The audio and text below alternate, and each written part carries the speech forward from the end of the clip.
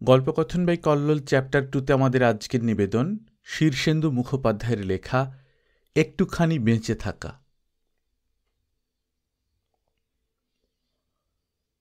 নদীর ধারে আমার জন্ম। একটা উপন্যাস লিখেছিলাম, আশ্চর্য ভ্রমণ। তাতে ছিল ইন্দ্রজিৎ নদীকে জিজ্ঞেস করছে, কোথা হইতে আসিতেছ নদী? নদী উত্তর দেয়, তোমার শৈশব হইতে। আচার্য জগদীশচন্দ্র গঙ্গাকে অনুরূপ প্রশ্ন করতেন। নদী অন্যরকম উত্তর দিত। অনেকের তা মনে থাকতে পারে। যে নদীর ধারে আমার জন্ম, সেই ব্রহ্মপুত্র আমার ছেলেবেলাকে তার খুঁটে বেঁধে রেখেছে আজও। গৈরিক পলিমাটির স্তর দিয়ে যে মেখে রাখছে আমার শৈশব। তাই পৃথিবীর ওপর বা জীবনের প্রতি আজও তেমন রাগ বা অভিমান অনুভব করতে পারি না। কখনো আত্মহত্যা করতে ইচ্ছে হয় না, কখনো বলিনি এই জীবনটা কিছুই নয়। একটা নদী ওই অতখানি করেছিল। বাসার সামনে ছিল একটু মাঠ, দাদুর কাছারি ঘর, তারপর গরিব বৈষ্ণব, গয়লা, ঘানিওয়ালা, ধোপাদের কাঁচা ঘর, লাল সুরকির রাস্তার ধারে কদম গাছ, একটা স্কুল বাড়ি। এইসব স্থবিরতা পেরিয়ে গেলেই দেখা যেত বহু দূর ভাঙা পাড় নেমে গেছে, কাঁটা ঝোপ, মানুষের মল, আঘাটায় পচা মুলিবাসের কটু গন্ধ। কিন্তু চোখ তুলে চাইলেই দেখা যায় সব বন্ধন ছুঁয়ে ছুঁয়ে শীত, গ্রীষ্ম, বর্ষায় তার অনন্ত বয়ে যাওয়া নিয়ে নদী। বড় হয়ে এই নদীর কথা যখন লিখছি উজান উপন্যাসে, তখন বাহ্য চৈতন্য থাকত না প্রায়ই। বালি স্টেশনের দক্ষিণ ধারে ছোট্ট জনপদ দুর্গাপুর। সেখানে এক ঘরের বাসায় থাকি তখন। ধারে কাছে নদীর চিহ্ন নেই। 100 গজ দূর দিয়ে অনবরত লোকাল ট্রেনের যাওয়া আসা, ভাড়াটে বাড়ির গোলমাল। আর তখন সকাল থেকেই ছিল রাত অবধি অন্য চিন্তা চমৎকার। পাশের বারান্দায় ব্রিজ খেলার ঝগড়া চরমে ওঠে। আমার 8 মাসের মেয়ে এসে বারবার হাঁটু ধরে দাঁড়িয়ে নানা শব্দ করে আমার মনোযোগ চায়। কিন্তু তখন আমি কোথায় কোন গহীন স্মৃতির ডুব জলে গিয়ে ব্রহ্মপুত্রের ধারে ধারে আমার বিচূর্ণ শৈশবের টুকরো কুড়িয়ে জড়ো করছি। কখনো সেই নদী হয়ে যাচ্ছে মৃত্যু নদী, তার পরপারের অন্ধকারে ঘোর লাগা রহস্যের মধ্যে লাফিয়ে ওঠে আলেয়ার আলো।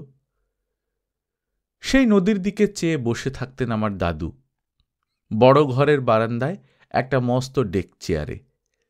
শেষ বয়সে তিনি চেয়ে দেখতেন ওই নদীতে বৈতরণীর ছায়া পড়েছে। তখন কাছে গেলে তিনি আমাকে চুপ করে ধরে বসে থাকতেন, অনুভব করতেন আমার ভেতরে তার পরোক্ষ বেঁচে থাকা। মৃত্যু নয়, আয়ুর শেষে এক নদী বুঝি এসে মানুষকে নিয়ে যায়। ময়মনসিংহের সেই ব্রহ্মপুত্র ছেড়ে এসেছি কতকাল হয়ে গেল, তবু বারবার সেই নদী ভূগোলের সীমানা ভেঙে বয়ে আসে আমার কাছে। কত নরম পলিশ স্তর ফেলে যায়। পৃথিবীর উপর রেগে উঠতে পারি না, জীবনকে মনে হয় না অর্থহীন। ঢাকা জেলার বিক্রমপুরের দেশ থেকে আমার মোক্তার দাদু আইন ব্যবসার প্রসার জমাতে ময়মনসিংহে এসেছিলেন। কিন্তু আমার কেমন যেন মনে হয় এখানে ওই নদীর ধারে আমার জন্ম হবে বলেই যেন তার ওই আশা। বাবার চাকরি ছিল রেলে। শৈশব ভালো করে পরিস্ফুট হয়নি তখনও। তার আগেই শুরু হলো এক যাযাবর জীবন। দ্বিতীয় বিশ্বযুদ্ধের সময়ে কলকাতায়, আর যুদ্ধ থামবার আগেই বাবার সঙ্গে বদলি হয়ে ঘুরে ঘুরে আমরা 7 ঘাটের জল খেয়েছি। বিহার, উত্তর বাংলা, পূর্ব বাংলা, আসাম, এক জায়গা ছেড়ে অন্য জায়গায়। পেছনে ফেলে এসেছি পুরনো আসবাব, ছেঁড়া বই, প্রিয় বন্ধু, পোষা কুকুর। কত কেঁদেছি, মনে মনে বলেছি আমি এই জায়গা ছেড়ে কোথাও যাব না। পরে দেখেছি জীবন যা কেড়ে নেয় তাই ফিরিয়ে দেয় আবার। একটা সরে গিয়ে আরেকটার কেমন জায়গা করে দেয়। পুরনো জায়গা ছেড়ে নতুন জায়গায় গিয়ে নির্লজ্জের মতো বন্ধু পাতিয়েছি কতজনের সঙ্গে। একটা গল্প লিখেছিলাম, আমি সুমন। তাতে একটা কোকিলের ডাকের কথা ছিল। কাটিহারে এক শীতের ভোরে আমাদের রেলের বাংলো বাড়ির বাগানে মাদার গাছে একটা কোকিল ডেকেছিল। সে কি ডাক! চরাচর শূন্য করে দিয়ে আমাকে চূর্ণ বিচূর্ণ করে কাঁদিয়ে ভাসিয়ে ভীতত্রস্ত করে রেখেছিল সেই কোকিল। লিখেছিলাম, পৃথিবীতে 1000 বছরে মাত্র একবারই সেই কোকিলের ডাক। জীবনে আর দ্বিতীয়বার তার ডাক শোনা যায় না। ভাষা দিয়ে, মানুষের ধ্বনি দিয়ে সব অনুভূতি বোঝানো যায় না। কি করে বোঝাবো সেই কবে কাটিহারের শীত ভরে সেই কোকিলের হুহু বিষাদে ভরা আর্তনাদ আমাকে কেমন জাদু করেছিল। কয়েক মুহূর্তের জন্যে এই ঐহিক মর্তভূমি থেকে সে আমাকে তুলে নিল এক অবাস্তব অনুভূতির লোকে। বাগানের মধ্যে আমি অনেকক্ষণ ছোটাছুটি করেছিলাম অস্থিরতায়। এইরকম অস্থিরতা বারবার এসেছে জীবনে। এক ভুতুড়ে অবাস্তবতার অনুভূতি কোথায় লুকিয়ে থাকত, বুঝি কপাটের আবডালে, দেওয়ালের ওপাশে কিংবা বাতাসে জীবাণুর মতো ভেসে বেড়াত। খাচ্ছি, ঘুমোচ্ছি, খেলছি, কোথাও কিছু না। হঠাৎ মাথাটা ঝিম করে উঠল, বুক উঠল ঢিপ ঢিপ করে। তখন চারদিক চেয়ে কিছুই যেন চিনতে পারতাম না। মনে হতো এই জগৎ আমার সম্পূর্ণ অপরিচিত। আমি এখানে কেন? এরা সব কারা? এসব গাছপালা, বাড়িঘর, এগুলো কি? কেন? এরকম যখন হতো তখন চিৎকার করে কাঁদতে ইচ্ছে করত ভয়ে। আমার এরকম হচ্ছে কেন? আমি কেন স্বাভাবিক নই? এই অবস্থায় কতবার দেয়ালে মাথা ঠুকেছি, রাস্তার পাথর তুলে হাত থেঁতলে দেওয়ার চেষ্টা করেছি, নিজেকে ব্যথা দিয়ে ফিরে আসবার চেষ্টা করেছি স্বাভাবিকতায়। সেই বয়সে যাকে সব কথা বলা যায়, সেই মাকে আমার এই অসুখের কথা বলেছিলাম। মা জ্যোতিষ পেলেই ডেকে আনত, সাধু দেখলেই আমাকে হাজির করত নিয়ে তার কাছে। কিছু হয়নি তাতে। আশৈশব ওই আশ্চর্য অনুভূতি আমাকে তাড়া করে ফিরেছে। দুঃখ রোগ গল্পে, যাও পাখি উপন্যাসে এবং আরও কয়েকটি লেখায় এই অনুভূতির কথা আছে। একটা সৃষ্টি ছাড়া গল্প লিখেছিলাম, ক্রীড়াভূমি। তার মধ্যে এই অভিজ্ঞতা খুব কাজে লেগেছিল। আমরা কোথাও স্থিত হতে পারতাম না। বিহার ছেড়ে উত্তর বাংলা, পূর্ব বাংলা, আসাম, কত ঘুরে বেড়িয়েছি। পাহাড়, জঙ্গল, নদী আমার সে বয়সটাকে আচ্ছন্ন করে রেখেছিল। নির্জন সব জায়গা, নিঝুম বন, পাহাড়, আদিগন্ত চা বাগান, এই সবই ছিল আমাদের পরিবেশ। মাল জংশন, দোমোহানি, আমিনগাঁও, পাণ্ডু, লামডিং, বদরপুর, আলিপুরদুয়ার, শিলিগুড়ি, কুচবিহার, সর্বত্রই ছড়িয়ে আছে শৈশবের অস্তিত্ব। আমার তুচ্ছ লেখালেখির মধ্যে বারবার এই শৈশবের কথা এসে পড়ে। মুষ্টিমেয় যে কজন আমার লেখা পড়েন, তাদের কেউ কেউ বলেছেন, কেন ছেলেবেলার কথা এত লেখো তুমি? এই প্রশ্নের উত্তরটা এড়িয়ে যাই। একবার আত্মপ্রকৃতি নামে একটি গল্পে লিখেছিলাম, ছেলেবেলার পর আমি কি আর বেড়ে উঠিনি? আমার যা কিছু সবই কি সেই শৈশবেই প্রথিত? এ কি প্রত্নতাত্ত্বিক? উল্টো করে বলা যায়, সেই শৈশবই যেন তার সময়সীমা অতিক্রম করে চলে আসছে কাছে। আমার সঙ্গে সঙ্গে সেও চলেছে। জীবনের অভিজ্ঞতা বাড়লে যখন রহস্য অবসিত হয়, রুক্ষ জীবনের ধুলো আর রোদ ক্লান্ত করে, তখন মাঝে মাঝে ওই স্মৃতির আশ্চর্য শৈশব থেকেই আসে কুসুম গন্ধ, কোকিলের অপার্থিব ডাক, নদীর জলের নরম শব্দ। শৈশবের দিকের জানলাটা খুলে মাঝে মাঝে ঝুম হয়ে বসে থাকি। বেঁচে থাকার অনন্ত পিপাসা জেগে ওঠে, বারবার পৃথিবীতে ফিরে আসতে ইচ্ছা করে। অপুকেও ছাড়েনি তার নিশ্চিন্দিপুরের গ্রাম।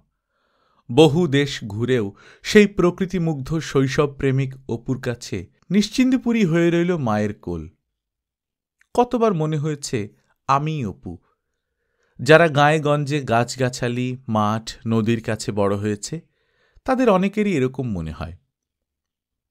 কিন্তু অনেক ভেবে দেখেছি শেষ পর্যন্ত আমি অপু নই। যদিও আশ্চর্য শৈশবের নানা বিস্ময়, বর্ণ আর শব্দ আমার চারধারে এক স্বপ্নের ঘেরাটোপ সৃষ্টি করে রেখেছিল, তবু আমি তো ছিলাম না নরম, ভীতু আর ভাবালুতায় ভরা শিশু।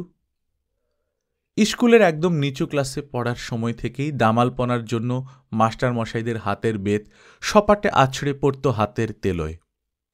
সর্বাঙ্গে দাগ ফুলে উঠত দড়ির মতো। বাসায় ফিরে মার খাওয়া রক্তাভ হাত মায়ের চোখের আড়ালে লুকিয়ে রাখতাম। প্রায় প্রত্যেক দিন মার খেয়ে খেয়ে অভ্যাস হয়ে গেল। হাতের তেলো দুটো আজও শক্ত। মারপিটে বেশ আগ্রহ ছিল। আমার অত্যাচারে কতবার বাড়ির চাকর পালিয়েছে। দিদির চুলের মুঠি ধরে ঝুলে পড়তাম রাগ হলে। একবার রড নিয়ে মাকে মারতে গিয়েছিলাম খ্যাপামির মাথায়। একবার আমার গুলতি খেয়ে অজ্ঞান হয়ে পড়ে গিয়েছিল একটা ছেলে। বন্ধুবান্ধবদের মেরেছি, মার খেয়েছি তাদের হাতে। ছিলাম অসম্ভব রকমের পেটুক, ভীষণ দুষ্টু, দামাল। সবাই আমাকে চিনত দুষ্টু ছেলে বলে। দুষ্টু ছেলেদের তাই আমি বেশ ভালো চিনি। নিজের অস্তিত্বকে অনুভব করার ওই হচ্ছে তাদের এক উপায়। বাড়িতে ছিল চূড়ান্ত স্বাধীনতা। নিষেধের বাধা ছিল খুবই কম। বাড়িতে আসত শনিবারের চিঠি, আনন্দবাজার আর নানা পত্রপত্রিকা। বই ছিল অনেক। যখন পড়তে শিখিনি তখন মা দুপুরে নিজের পাশটিতে আমাকে শুইয়ে রেখে পড়ে শোনাত মহুয়া, পূরবী বা গীতাঞ্জলির কবিতা।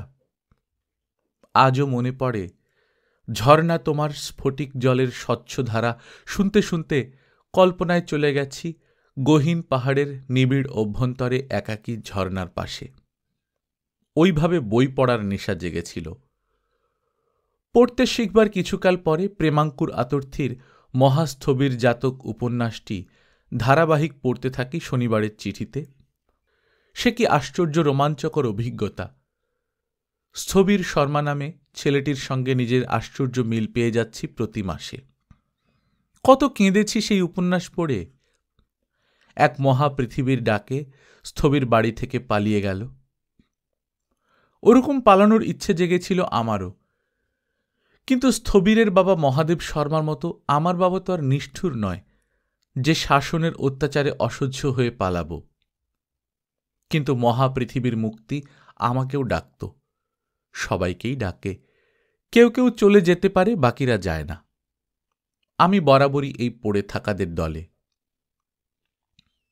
বাবার সঙ্গে ঘুরে ঘুরে আমাদের ভাই বোনদের পড়াশোনার ক্ষতি হচ্ছিল। বারবার স্কুল বদল, ঠাঁই নাড়া। অবশেষে আমাদের ময়মনসিংহে ফিরে আসতে হল। মৃত্যুঞ্জয় স্কুলে 1 বছর পড়তে না পড়তেই স্বাধীনতা এলো। দেশ ভাগ হয়ে গেল। চলে আসতে হলো ব্রহ্মপুত্রের প্রিয় সঙ্গ ছেড়ে চিরকালের মতো। 50 দশকের গোড়ার দিকে আমাকে পাঠানো হলো কুচবিহার মিশনারি স্কুলের বোর্ডিংয়ে। সেই থেকে দীর্ঘ 18-19 বছর আমার কেটেছে বোর্ডিং হোস্টেল আর মেসে। খারাপ লাগত না অভিভাবকহীন নিজস্ব জীবনযাপন করার মধ্যে একটু বুঝি নিজেকে বহন করার আনন্দ আছে। আর এই জীবনই আমাকে ঠেলে দিল এক একাকিত্ব বোধের মধ্যে। এই একাকিত্ব বোধকে বড় ভয় পেয়েছি বরাবর। একা বসে ভুতুড়ে চিন্তা করতে করতে কখন সেই অবাস্তব অনুভূতি এসে বিদ্যুৎ স্পর্শে চমকে দিয়ে অস্তিত্বে বিপদের আর্তনাদ তুলে যায়। সেই একা ভাব কাটানোর জন্য সারাদিন ক্রিকেট খেলতাম। বিকেলে মোষের মতো ফুটবল মাঠে লড়ালড়ি করতাম। তীব্র পিপাসায় বন্ধুদের সঙ্গ চাইতাম সব সময়। আবার কখনো বসে একটা মোটা বাঁধানো খাতায় আঁকতাম ছবি। কবিতার লাইন মিলিয়েছি, লিখেছি সব ছেলেমানুষি গল্প। এইসব লেখালেখির মধ্যে অমোঘভাবে থাকত বঙ্কিম, শরৎ, রবির ছায়া কিংবা অন্য কারো। সে বয়সের পক্ষে যথেষ্ট গল্পের বই পড়া ছিল তখন। পড়ার বই ভালো লাগত না। অঙ্ক ছিল বিষ। স্কুল পত্রিকার সম্পাদক সনৎ চট্টোপাধ্যায় আমার সেই গোপন খাতা থেকে একটা গল্প ছিঁড়ে নিয়ে ছেপে দিলেন। ছাপা গল্প আর ছাপা নাম দেখে আমার বিস্ময়াবিষ্ট শিহরণ আর ফুরোয় না। গোপনে কতবার যে স্কুল ম্যাগাজিনে নিজের নামটা দেখি আর গল্পটা পড়ি তার হিসেব নেই। স্বদেশী আমল নিয়ে লেখা দেশপ্রেমের গল্প, ছেলে মানুষের চূড়ান্ত, তবু ছাবার অক্ষরে সেই গল্পই আমার ভেতর নানা উচ্চাসা সঞ্চার করেছিল। তখন জীবনানন্দ, বিষ্ণু দে, সমর সেন, সুভাষ মুখোপাধ্যায়, সুকান্ত, বুদ্ধদেব পড়ি। তারাশঙ্কর, বিভূতি, মানিক পড়া চলছে। নানা পত্রপত্রিকা জোগাড় করে আনি। পড়ার বইয়ের মধ্যে লুকানো গল্পের বই খুলে ক্লাসে এসে গোপনে পড়ে নিই। সেই স্কুলের বোর্ডিংয়ে 2-3 সাহিত্য পাগল জুটেছিলাম আমরা। পাশ করে কুচবিহার ভিক্টোরিয়া কলেজে আইএসসি ক্লাসে ভর্তি হই। বোধহয় তখন ইঞ্জিনিয়ার, ডাক্তার বা বৈজ্ঞানিক গোছের কিছু হওয়ার ইচ্ছে ছিল। সায়েন্স পড়ার খুব ধুম পড়ে গেছে চারপাশে। সেই হাওয়া আমারও লাগল। ঘনিয়ে এলো অস্তিত্বের আর এক বিপদ। অনুপরমাণুময় এই জগৎকে ধারণা করতে চেষ্টা করেছিলাম, ভাবতে চেষ্টা করেছিলাম সীমাবদ্ধ মাথায় অসীমের আকার, সময়ের শুরু ও শেষহীন অনন্ত গতিকে বুঝবার চেষ্টা করেছিলাম। গুলিয়ে তুললাম নিজেকে। চেপে রাখা অবাস্তব অনুভূতি জোপে এসে ভালুকের মতো চেপে ধরল আমায়। ছেলেবেলা থেকেই ওই রোগ। এখন তা আমার চারধারটাকে কেবলই অনুমেয় মিথ্যা ধারণাতীত কালসমুদ্রে এক অলীক বাস্তবতায় পরিণত করে দিল। আমি যত আঁকড়ে ধরি আমার চারধারের বাস্তবতাকে, যত স্বাভাবিক হতে চাই, তত সে আমাকে বিজ্ঞানের মূল প্রশ্নগুলিতে ফিরিয়ে নিয়ে যায়। এই সেদিন যাও পাখি উপন্যাসে অজিতের জীবনের এই ঘটনাটির কথা লিখেছি। সেটা পড়ে একটি ছেলে চিঠি লিখে জানিয়েছে তারও এরকম হয়, হুবহু ওই অনুভূতি। যখন আমার ওরকম হতো তখন কিন্তু অনুরূপ অনুভূতিতে আক্রান্ত কাউকে খুঁজে পাইনি। বিজ্ঞান ছেড়ে 1 বছর সময় নষ্ট করে ভর্তি হলাম আইএ ক্লাসে। প্রখ্যাত কবি হরপ্রসাদ মিত্র তখন ভিক্টোরিয়া কলেজে বাংলার অধ্যাপক ছিলেন। কাছ থেকে একজন কবিকে সেই প্রথম দেখে ঘোর লেগে যেত।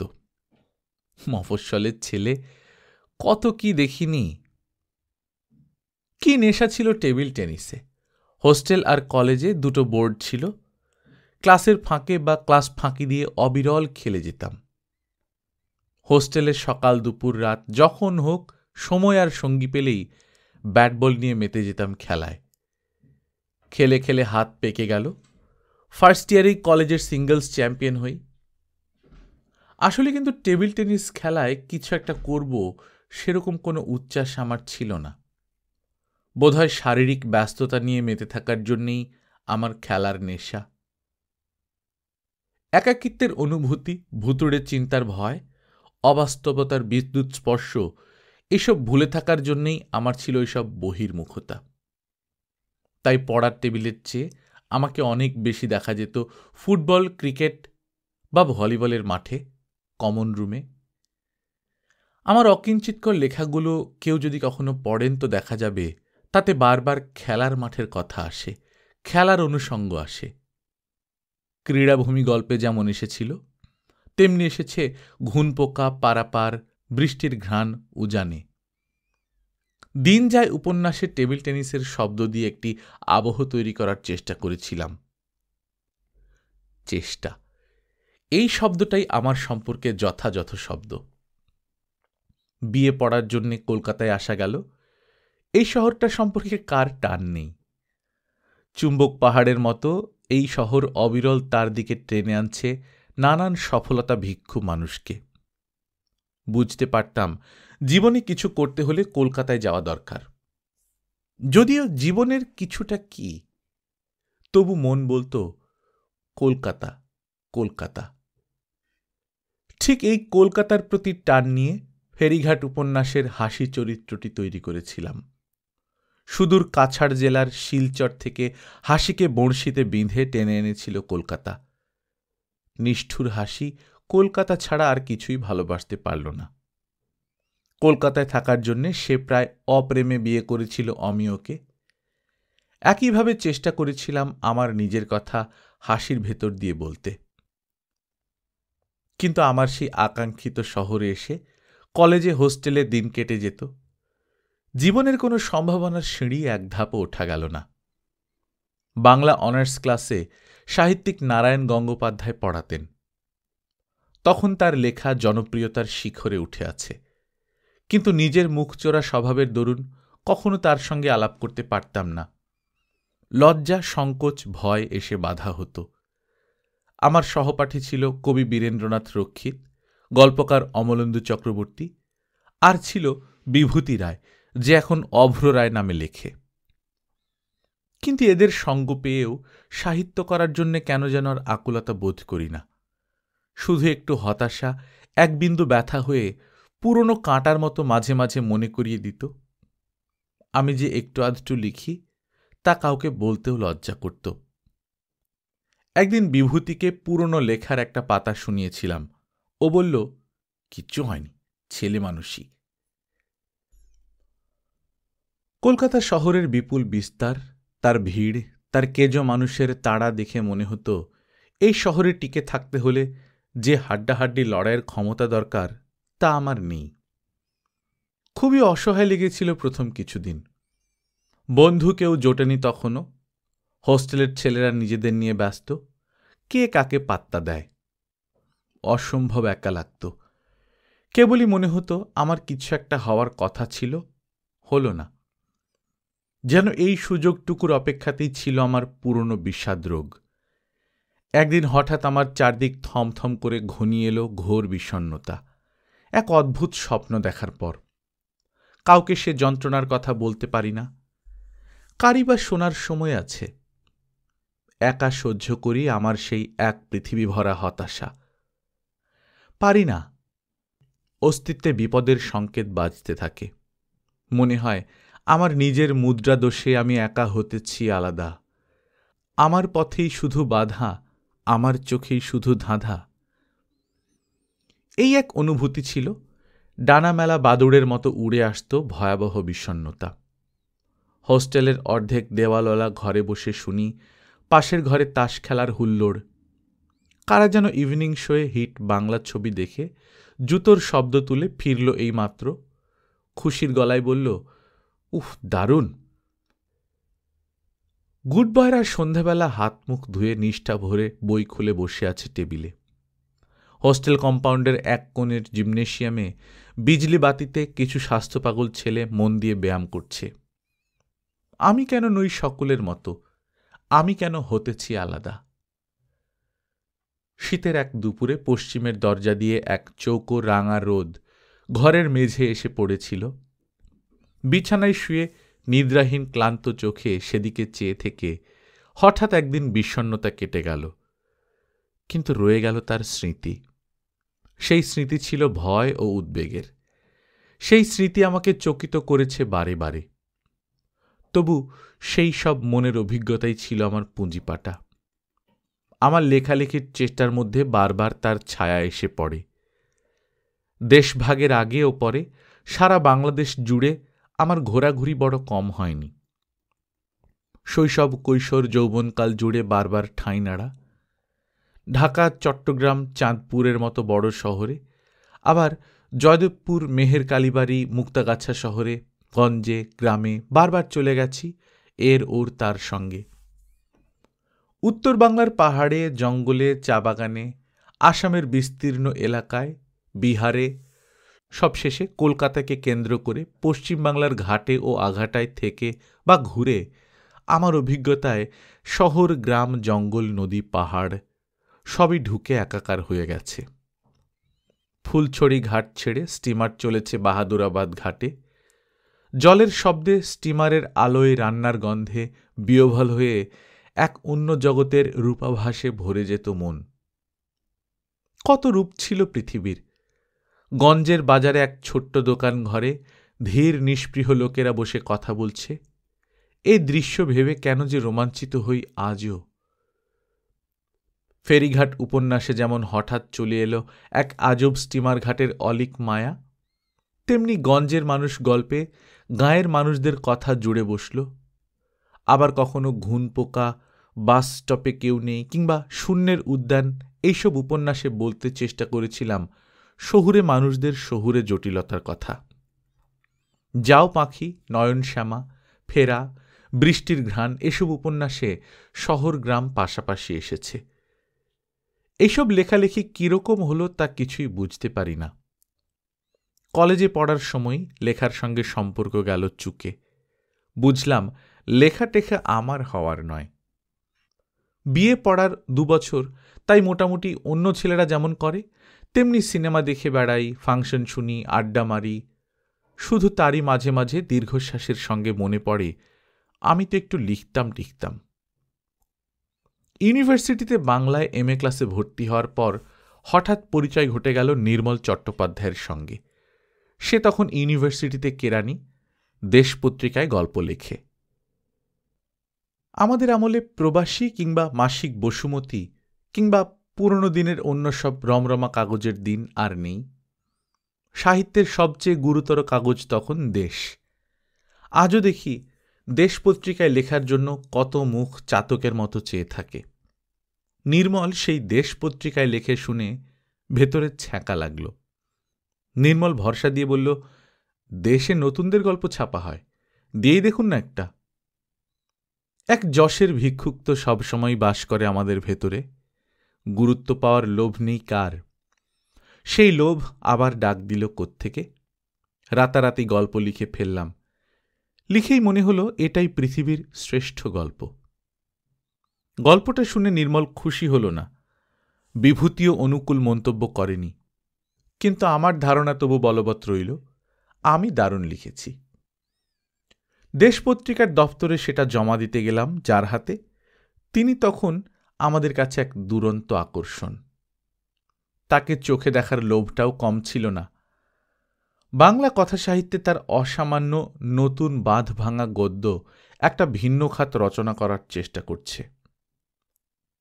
তিনি বিমল কর। মুখোমুখি গিয়ে দাঁড়াতে খুব নার্ভাস লাগছিল, তবু চেষ্টাকৃত সাহসের সঙ্গে দিয়ে আসতে পেরেছিলাম। কিছুকাল পর গল্পটা অমনোনীত হয়ে ফেরত এলো হাতে। উৎসাহটা মিইয়ে গেল। তবু আর একটা লিখে ফের দিয়ে এলাম, সেটাও ফেরত এলো। বলতে কি, তখন আমাকে ঘিরে ফেরতের প্রেত নৃত্য। পরিচয় থেকেও সেই দুটো গল্প ফেরত পেলাম। বিশ্ববিদ্যালয়ের পত্রিকা একতায় নতুন লেখা একটা গল্প দিয়ে এলাম ছাত্র সম্পাদক দীপেন্দ্রনাথ বন্দ্যোপাধ্যায়ের হাতে। সেটাও মনোনীত হল না। অর্থাৎ লেখালেখি আমার হওয়ার নয়। বুঝতে পেরে পরাজয়ের বিস্বাদে ভরে গেল ভেতরটা। শুনতে পেলাম একতা পত্রিকায় সেবার রেকর্ড সংখ্যক গল্প ছাপা হচ্ছে 4টেই বাংলা ক্লাসের ছেলেদের। সেই 4 জনের মধ্যেও ঠাঁই না পেয়ে পিছিয়ে আসা ছাড়া কি করার আছে? সাহিত্য শিল্প তো গায়ের জোরে হয় না।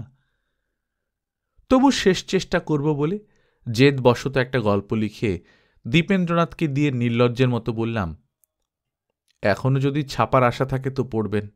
উনি বললেন, আশা কম, তবু যদি গল্পটা দারুণ কিছু হয়ে থাকে তো যেমন করি হোক ছাপব।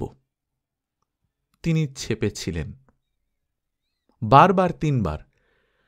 তৃতীয় গল্পটা লিখে 2 বার অমনোনীত হওয়ার লজ্জা আর সংকোচ নিয়ে আবার দেশ পত্রিকায় দিয়ে এলাম। রুমালে মুখ ঢেকে রেখেছিলাম কিনা মনে নেই, তবে এই গল্পটা দেশে বেরিয়েছিল। এইভাবে শুরু। শ্রী গোপাল মল্লিক লেনের ইউনিভার্সিটি হোস্টেলের এঁদো অন্ধকার ঘরে বসে তখন কেবলই সাহিত্যের স্বপ্ন দেখা। পড়াশুনো গোল্লায় দিয়ে ভূতের মতো লেখার পেছনে খাটতাম। আর সেই সাহিত্য জ্বরের বিকারে MA পরীক্ষা আমাকে ফাঁকি দিয়ে গেল। কোনোদিনই সেটা আর দেওয়া হল না, পিতৃদেবের অনেক আকাঙ্ক্ষা থাকা সত্ত্বেও। হোস্টেল ছেড়ে একটা প্রাইভেট মেসে চলে আসি। রোজগার নেই। উদারতা ও পুত্র স্নেহ বশে বাবা টাকা পাঠিয়ে যান, ছেলে যদি সুবুদ্ধিবশত কোনোদিন পরীক্ষায় বসে এই আশায়। তার খুব ইচ্ছে আমি পাশ করে অধ্যাপক হই। এটা খুব উচ্চাশা নয়, কিন্তু আমি কারই বা মনোমত হতে পেরেছি জীবনে? আমার নানার ব্যর্থতার সমষ্টিই বুঝি আমি। অনেক কষ্টে কালীঘাট ওরিয়েন্টাল একাডেমিতে মাসে 75 টাকা বেতন প্লাস 25 টাকা স্কুল দিয়ে আর 17.5 টাকা সরকারি দিয়ে মোট 117.5 টাকার একটা চাকরি জুটিয়ে নিতে পেরেছিলাম। আমার জাগতিক সার্থকতা তার বেশি এগোয়নি। সেই অকিঞ্চন জীবনে একটা মেয়ের সঙ্গে আলাপও হয়নি, প্রেম ভালোবাসা তো দূরের কথা। মেসের খাবার ছিল কুকুরেরও অস্পৃশ্য অখাদ্য, পরিবেশ ছিল ধূলি ধূসর বিবর্ণতায় ভরা। ভবিষ্যৎ ভাবতে ভয় করত। আমার তখনকার জীবনের সবচেয়ে বড় আশ্রয় ছিল কয়েকজন নিবিড় সুহৃদ আর সাহিত্যের পরিমণ্ডল। ওইটুকুই অমৃত বিন্দুর মতো আমাকে জিয়ে রেখেছিল। আমার সেই মেসের ঘরে আসতেন বিমল কর। তার খড়কুটো আর সোপান, জননী ইত্যাদি গল্প পাণ্ডুলিপি থেকে সেইখানেই আমরা শুনেছিলাম। সেই নিরানন্দ ঘরটিতে প্রাণ প্রচুর উপস্থিতিতে ভরে দিতে আসতেন বরেন গঙ্গোপাধ্যায়, শঙ্কর চট্টোপাধ্যায়, শ্যামল গঙ্গোপাধ্যায়, শক্তি চট্টোপাধ্যায়, বিভূতি রায়, তুলসী সেনগুপ্ত, রতন ভট্টাচার্য, যশোদা দুলাল ভট্টাচার্য, সরজিৎ বন্দ্যোপাধ্যায়, প্রসূন মিত্র, দেবদুলাল বন্দ্যোপাধ্যায়, জটিলেশ্বর মুখোপাধ্যায়, আর অনেকে। আর ছিল কফি হাউসের নিরবচ্ছিন্ন আড্ডা। দেখা হতো সুনীল গঙ্গোপাধ্যায়, উৎপল বসু, সন্দীপন চট্টোপাধ্যায়, এইসব নিয়ম ভাঙা তরুণ কবি সাহিত্যিকদের সঙ্গে। সাহিত্য ছাড়া কথা ছিল না, চিন্তা ছিল না, বোধ ছিল না। এক সাহিত্য নেশার ঘোর সবসময় উদ্দীপ্ত রাখত। অভাবের কথা খেয়াল থাকত না, ভবিষ্যৎ চিন্তা পীড়া দিত না। নারী প্রেমের কথাও খুব ভেবেছি বলে মনে পড়ে না তো। কি কষ্টে আর যত্নে যে গল্প লিখতাম। ঘরের পথ গল্পটা লিখতে 1 কি 1.5 মাস সময় লেগেছিল। তখন গড়ে গল্প পিছু ওই রকমই সময় ব্যয় করতে হতো। কিন্তু ঘরের পথ বেরোনোর পরই হঠাৎ একটা মন্দার সময় পড়ল। নতুন একটা গল্পের খসড়া করেছিলাম, সেটার নাম দিয়েছিলাম স্বপ্নের ভেতর মৃত্যু। একটা লোক কাজ সেরে কিছু দেরিতে অফিস থেকে বেরোল। তার শরীর ভালো লাগছিল না। সে একটা সিনেমা হলের লবিতে ওয়েটিং মেশিনে ওজন নিল। ওজনের টিকিটে লেখা ছিল, আপনি শিগগিরই বিপদে পড়বেন। এরপর সেই একটা রেস্টুরেন্টে ঢুকতে গিয়ে দরজার পাল্লা খুলে চমকি উঠে অনুভব করল, ভেতর থেকে কে যেন এক পলকের আগুন দৃষ্টিতে তাকে দেখে নিল। সে চলে এলো দরজা থেকে। রাস্তায় নামল বৃষ্টি। বাড়ি ফিরে গভীর রাতে লোকটা টের পেল সে মরে যাচ্ছে। এই গল্প মনে আছে। এই লেখাটায় বৃষ্টির উপমা দিতে গিয়ে লিখেছিলাম, 1000টা থার্মোমিটার ফুটপাতে আছড়ে পড়ে ভাঙছে। বৃষ্টির শব্দের তুলনা দিয়েছিলাম বৃষ্টির ফোঁটা দূরগামী হরিণের পায়ে হেঁটে যাচ্ছে। যতবার গল্পটা লিখতে যাই ততবার পৃষ্ঠা বাতিল করি, কিছুতেই মনোমতো লেখা হয়ে ওঠে না। 1 মাস গেল, 2 মাস গেল, 1 বছর চলে গেল আয়ু থেকে। শতখানেক পৃষ্ঠা জমে গেল টেবিলে, আরও শতখানেক পৃষ্ঠা ছিঁড়ে ফেললাম বুঝি। লিখতে না পারার অস্থিরতায় তখন কেবল ছটফট করি। অবিরত সিনেমা দেখি, অবিরল আড্ডা মেরে ভুলে থাকবার চেষ্টা করি যন্ত্রণাকে। পাগলের মতো ডস্টয়েভস্কি, টলস্টয় পড়ি। দেশ পত্রিকায় গল্প ছাপা হতে থাকার কিছুদিনের মধ্যেই সাগরময় ঘোষের সঙ্গে পরিচয় হয়েছিল। সাহিত্যের 3 পুরুষের সঙ্গে তার সম্পর্ক নিবিড়তম।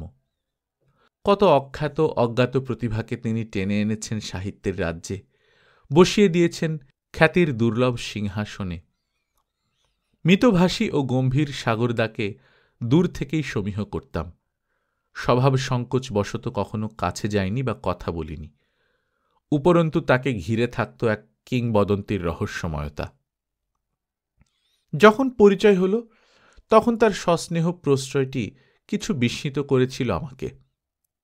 আমি অনাদরেই অভ্যস্ত। আদর বা প্রশ্রয় বা স্নেহ পেলে নিতে জানি না, সংকোচ হয়, ভীত বা অতিরিক্ত কৃতজ্ঞ বোধ করতে থাকি। দীর্ঘকাল মা বাবা পরিবার ছেড়ে বাইরে বাইরে ঘুরে বেড়িয়ে আমি ওই রকমই হয়ে গেছি। আজও কেউ সমাদর দেখালে তটস্থ হয়ে পড়ি। উপরন্তু সাগরদার মতো বিখ্যাত ব্যক্তিত্ব যখন কুশল প্রশ্ন করে লেখা চান, তখন আমার অপ্রতিভ আনন্দ কিছুটা বুঝিয়ে অস্থির করত আমাকে। সাগরদা শুনেছিলেন আমি একটা গল্প লিখছি। তিনি গল্পটা দেশের জন্য চেয়ে পাঠালেন। সেই আমন্ত্রণ পেয়ে আমি আর অস্থির তাড়ায় স্বপ্নের ভেতর মৃত্যু লিখতে চেষ্টা করি।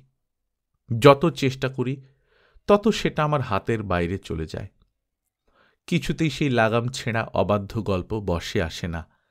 কাগজের চৌহদ্দিতে তাকে বাঁধতে পারি না। সাগরদা খবর পাঠান। গল্পের কি হল? আমি দেশপত্রিকার সিকি মাইলের মধ্যেই আর যাই না। পালিয়ে বাড়াই, খবর পাঠাই, লিখছি, শিগগিরই দেব। স্বপ্নের ভেতর মৃত্যু গল্পটি লিখতে গিয়ে আমার নিজের লেখালেখির জীবনের মৃত্যু লক্ষণ ফুটে উঠছিল। বারবার মনে হয়েছে আর কোনোদিন লিখতে পারব না। ঠিক এই রকম আত্মবিশ্বাসের অভাব থেকেই সে আমলের প্রচণ্ড ক্ষমতাবান গল্পকার রতন ভট্টাচার্য লেখা ছেড়ে দিয়েছিল। অথচ কত বড় লেখক হওয়ার কথা ছিল রতনের। হয়তো এরকমই কোনো দুর্বোধ্য কারণে লেখা থেকে সরে গিয়েছিল সোমনাথ ভট্টাচার্য। যশোদা জীবন বা স্বরজিত স্লথ করে দিল গতি। আগেই বলেছি, চেষ্টা কথাটা আমার মনোমতো। আমি লেখা ছাড়িনি কিছুতেই। রোজ লিখেছি, পাতা ছিঁড়ে ফেলে দিয়েছি, একটা গল্পই লেখা চলেছে বারবার। অবশেষে সেই অবিশ্বাস্য পরিশ্রম ও অধ্যাবসায়ে 2.25 বছর পর স্বপ্নের ভেতর মৃত্যু লেখা শেষ হল। সাগরদা বিশ্বাস করলেন যে আমি লেখা ছেড়ে দিইনি। আমি নিজেও সে কথা বিশ্বাস করতে পারলাম। 1964 শেষ দিকে শীতকালে আমার এক প্রিয় দুঃসম্পর্কের ঠাকুমা মারা গেলেন। ওই একই বছর আমার প্রতি স্নেহশীলা আমার মেজ পিসিমা হৃদরোগে মৃত্যুর দ্বারদেশ থেকে ফিরে এলেন। তাকে দেখতে গেলে পরে তিনি আমার হাত জড়িয়ে ধরে কেঁদে বলে উঠলেন, কাল রাতে বাড়াবাড়ির সময় যদি আমি মরে যেতাম তবে তো তোকে আজ আর দেখতে পেতাম না। শীত বিকেলে কুয়াশা আর ঝুম অন্ধকার দিয়ে ফিরে আসতে আসতে আমি ভাবছিলাম, মৃত্যু সবকিছুই মৃত্যুশীল। এই পৃথিবীটা একদিন তার সব উষ্ণতা হারিয়ে মৃত্যুহীন নিথরতায় ঘুমিয়ে পড়বে। সূর্য নিভে অঙ্গার হয়ে যাবে একদিন। মহাজাগতিক সব জ্যোতি হারিয়ে যাবে। এক মহান্ধকার, এক মহাকাল এগিয়ে আসছে। তবে কেন মানুষ বেঁচে আছে? কেন আমি লিখছি? অল্প কিছুদিন আগে শোপেনহাওয়ার পড়েছি। সেই প্রভাবও কাজ করেছিল হয়তো। হঠাৎ টের পেলাম বহুদিনের হারিয়ে যাওয়া সেই বিষাদ রোগ, সেই অবাস্তব অনুভূতি প্রথম সর্দি লাগার মতো সুরসুর করে ওঠে শরীরে মনে। কণ্টকিত হয়ে শুনি, আমার অস্তিত্ব জুড়ে অবিরল বেজে যায় বিপদ সংকেত। এক হয়ে যাই। বারংবার নিজেকে প্রশ্ন করি, এই মহাজগৎ কেন অসীম? কেন মৃত্যু? কেন জীবন? কেন সব কিছু? এই প্রশ্নগুলি ছোবলে ছোবলে বিষ ঢেলে দিতে লাগল মনে। আমার নিস্তব্ধ আর্তস্বর তার রক্ষা করো ধ্বনি পাঠাতে লাগল চারপাশে। চেতনার তরঙ্গে তরঙ্গে সে খুঁজে বেড়াতে থাকে আশ্রয়। পাগলের মতো ধর্মগ্রন্থ খুলে বসি। রাতে ঘুম আসে না বলে সঙ্গী সাথী জুটিয়ে নানা তর্ক জুড়ে সময় কাটানোর চেষ্টা করি। খুঁজে পাই না কিছু। এক অতল বিষাদের পাতাল কিনারায় কে আমাকে ক্রমশ ঠেলে দিচ্ছে। একদিন যায়, দুদিন যায়, আয়ু ফুরোয় বুঝি।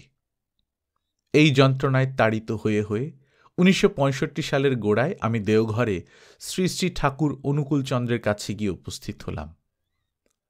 মনে অবিশ্বাস, সন্দেহ, দ্বিধা, তবু আমার বুকের ভেতরটা শূন্য আসা ভিখারি কাঙালের হাতের মতো অঞ্জলি পেতে আছে।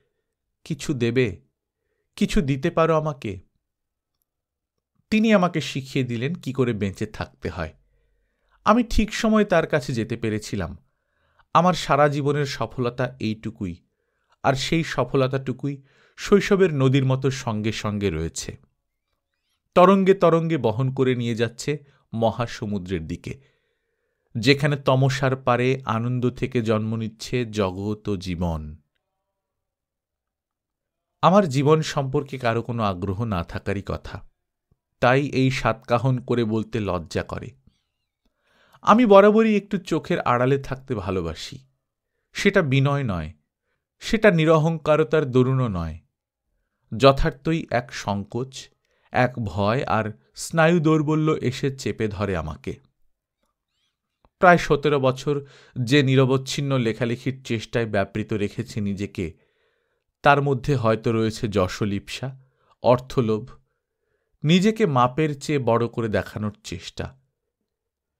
এইসব আশা আকাঙ্ক্ষার বৃষ্টি এসে ধুয়ে নিয়ে যায় শিল্প সাহিত্যের প্রতিমা। তাই মনে হয় এতদিনের এই সাহিত্য চর্চার প্রাণপণ চেষ্টা হচ্ছে আসলে আমার লেখক হতে না পারার কাহিনী। তবু এই চেষ্টার মধ্যেই লুকিয়ে আছে আমার একটুখানি বেঁচে থাকা। গল্পকথন বাই কল্লোল চ্যাপ্টার 2তে শুনছিলেন শীর্ষেন্দু মুখোপাধ্যায়ের লেখা একটুখানি বেঁচে থাকা। আমরা নিয়মিত গল্প পাঠ করে শোনাচ্ছি।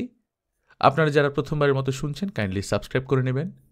গল্প পাঠ ভালো লাগলে বন্ধুদের সঙ্গে শেয়ার করবেন। নিজে ভালো থাকবেন, আশপাশের লোকজনকে ভালো রাখবেন। টাটা।